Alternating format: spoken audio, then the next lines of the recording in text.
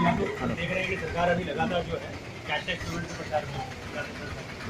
सरकार की मंशा है जैसे जो भी आदमी मान लीजिए नगद व्यापार छोड़ देता है, मतलब डिजिटल लेन देन का अब कई साधन डिजिटल लेन देन करने के लोग, या तो पेटीएम हो गया या मोबाइल हो गया, जैसे आपने मान लीजिए मान लीजिए 50,000 रुपये का मान लीजिए तो क्या करते हैं कि भाई आप वैलेट में पैसा डाल दिया या कोई कार्ड में लेके पैसा डाल दिया। ये हमको क्या होता है कि आप कोई भी कार्ड पेमेंट कर सकते हैं। कार्ड पेमेंट के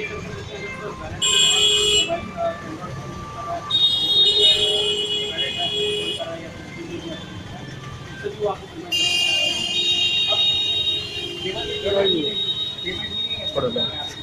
आप इसके माध्यम से आपको और भी कई सुविधाएं मिल रही है बिजनेस करने की, ठीक है, जिससे कि आप महीने में 10,000 15,000 20,000 महीना कमा सकते हैं। जैसे आपका पास क्या होगा कि आपका एक जो हम लोग सर्विस देते हैं, इससे हम लोग ये मिनी एटीएम के तौर पर भी काम करता है, ठीक है।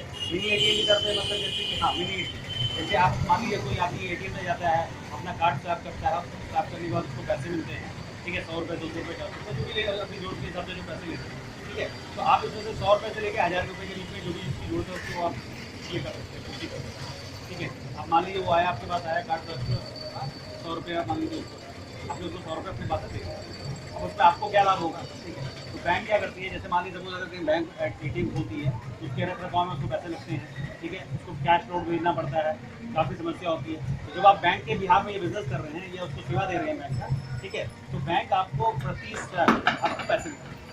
अब दिन भर में मान कितना स्वैप करेंगे, चाहे वो 100 रुपये करें या 1,000 रुपये करें, आपको एक निश्चित राशि आपको एक दी जाएगी। तो ये पैसे आपको दिन भर में मान लिया आपने 50 स्वैप किए तो मोटा मोटी कहिए कि 200-300 रुपये आपकी जेब में आए।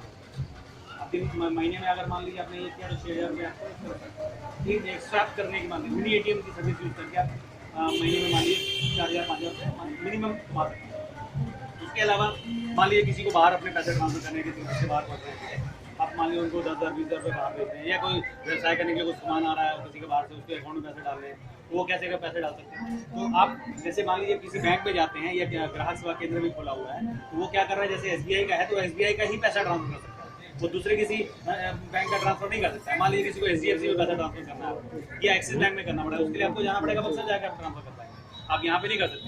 लेकिन जब ये सेवा आप लेते हैं तो किसी भी बैंक में, देश का कोई भी बैंक होगा, उस बैंक में आप पैसा ट्रांसफर कर सकते हैं। के लिए आपको IFSC कोड उसका पता रहना चाहिए, आप उसमें आसानी से पैसे को ट्रांसफर कर सकते हैं, ठीक है। बैंक आप जाते हैं तो बैंक में जैसे आपको यही चार्ज लिया जाता है, आप कोई भी पैसा ट्रांसफर करते हैं तो आपको 10,000 में 100 रुपये लिया, ठीक है। हम लोग आपको 60 रुपये लेते हैं सर्विस के तौर पर। हाँ जी, हाँ, मैं आपने उस समय कार्ड स्वैप किया, आपके अकाउंट में पैसा चला गया और आपने उसको 1,000 रुपये दे दिया। अब आपको जब पैसा आपको जब क्रेडिट होगा अपने अकाउंट में, तो फिर मैं आपको पैसा कमीशन जोड़ के आपको दिया जाएगा। प्रति स्वैप 4 रुपये, चाहे वो 100 रुपये में भी 4 रुपये मिलेगा, 200 में 4 रुपये मिलेगा, 1,000 रुपये प्रति स्वैप। इससे बात नहीं कर सकता है, बात नहीं करेगा, मतलब बात करने के मैं बता रहा हूँ, ठीक है। तो आप प्रति स्वैप आपको 4 रुपये, अपने मान लीजिए 200 करें वो भी 4 रुपये नहीं, आपके पास कैश हैंडल करेंगे ना, वो तो क्या खाता में तो पैसा जाएगा, स्वैप करेंगे। देखिए 2 तरह की सेवा है, एक है जैसे इनको पैसे ट्रांसफर करते हैं, तो इन्होंने आपको लाके 5,000 रुपये दे दिया, ठीक है। अब आपके पास वैलेट में पैसा होना चाहिए, वैलेट से आप पैसा ट्रांसफर कर देंगे, ठीक है। और एक क्या है, इनको ये आए, इनको पैसे चाहिए, तो उस कंडीशन में जो उन्होंने पैसे दिए उसमें से उनको पैसे आपने दे दिए। तो एक तरफ पैसे आ रहे हैं और एक तरफ पैसे जा रहे हैं, लेकिन आप एक ही पैसे में 2 तरफ अर्न कर रहे हैं। एक तरफ अर्न कर रहे हैं भेजने के लिए और एक तरफ अर्न कर रहे हैं निकालने के लिए। हर बैंक ऐसे ही चलता है, तो हर आदमी को लेना पड़ेगा। व्यवसाय अपने लिए कंपलसरी होने चाहिए। अब बिना अभी आपको देखिए किसान क्रेडिट कार्ड तो सारा गवर्नमेंट ने रुपए कार्ड में कन्वर्ट कर दिया। अब मान लीजिए अगर किसान को अगर खाद लेना होगा तो कहाँ से लेगा वो, अगर उसका क्या काम पड़ता है, इसका 7,000 रुपये 7,000 रुपये पड़ता है, लेकिन अब 7,000 रुपये पड़ता है, महीने में 20,000 रुपये कमाएंगे। मैंने अभी चालू किया आपको, ठीक है, आपने ट्रांसफर कर दिया, आप मान लीजिए 100 रुपये एक्स्ट्रा, आप जैसे 60 रुपये तो हम लोग ले लिए, उसके अलावा 100 रुपये आपको मान लीजिए आपको पब्लिक किया जाता है कि आपको 100 रुपये लिए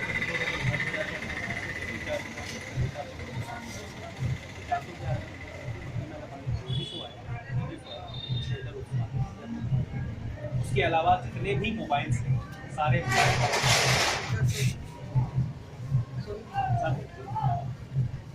उसका भी आपको कमीशन 1.6% सारा मोबाइल आप DTH ही रिचार्ज, सारा DTH रिचार्ज, जो भी DTH सर्विस है सारे को उसका भी आपको कमीशन। आप इंश्योरेंस कंपनी के इंश्योरेंस भी प्रीमियम भी कलेक्ट कर सकते हैं, उसका भी कमीशन आपको। गाड़ी घोड़ा का GIC इंश्योरेंस होता है उसका भी प्रीमियम उसको भी 7 से 8% अलग अलग मतलब मोटा मोटी अगर आप इसके सारे सर्विसेज जब यूज करेंगे तो आपको रफली दिन भर में 700 से 800 रुपये आ जाएगा, कम पर भी। मान लीजिए 700-800 नहीं है, 500 रुपये आप 7,000 रुपया मेरे को एक टाइम में दे रहे हैं, वो भी एक 7,000 रुपये आप मेरे को दे रहे हैं। अगर सपोज आपको कल लगा कि नहीं है तो मेरे को वापस कर दीजिए, मैं आपको पैसा वापस कर दूँ। ये मैंने सेट आपको बेचा नहीं है, ये आपको एक सर्विस मैंने दी है। जैसे आपने ये किराए पे मकान लिया, आज आप नहीं आपका ये या आपने अपना मकान है, तो आप अगर इसको दूसरे को लगा देंगे तो उससे पैसे आ जाएंगे।